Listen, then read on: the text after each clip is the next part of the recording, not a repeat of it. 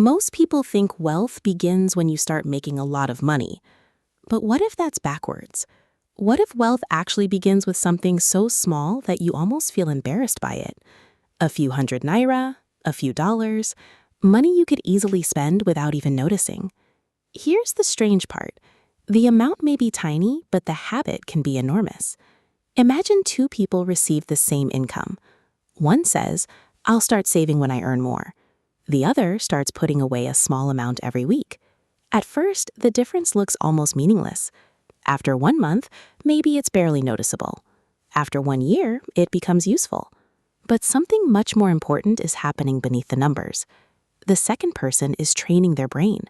Every time they save instead of spending, they reinforce a simple message: I can control what I do with my money. That is where what I call behavioral compounding begins. We usually talk about compound interest, the idea that money can generate returns, and those returns can generate more returns. But your behavior can compound too.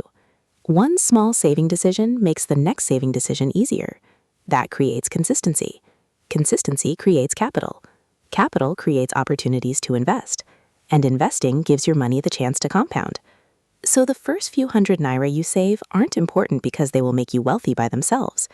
They're important because they can change the person making the financial decisions. And this is where many beginners make a mistake. They wait for the perfect salary. They wait until their debts disappear. They wait until they have enough money. But if you haven't developed the habit with a small amount, having more money doesn't automatically fix the problem. In fact, sometimes more income simply creates more expensive ways to spend. Think about it this way. Saving your first 1,000 naira isn't really about 1,000 naira. It's practice. You're practicing delayed gratification. You're practicing discipline. You're practicing telling your future self, you matter too. And eventually, that small habit can become an emergency fund, then investment capital, then a portfolio. Not because one tiny deposit created massive wealth overnight, because thousands of tiny decisions created a completely different financial trajectory.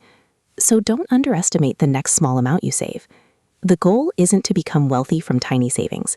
The goal is to become the kind of person who can consistently build wealth. Because sometimes massive wealth doesn't begin with a massive opportunity. It begins with a tiny decision repeated long enough. And that tiny decision might be the next 500 naira you choose not to spend.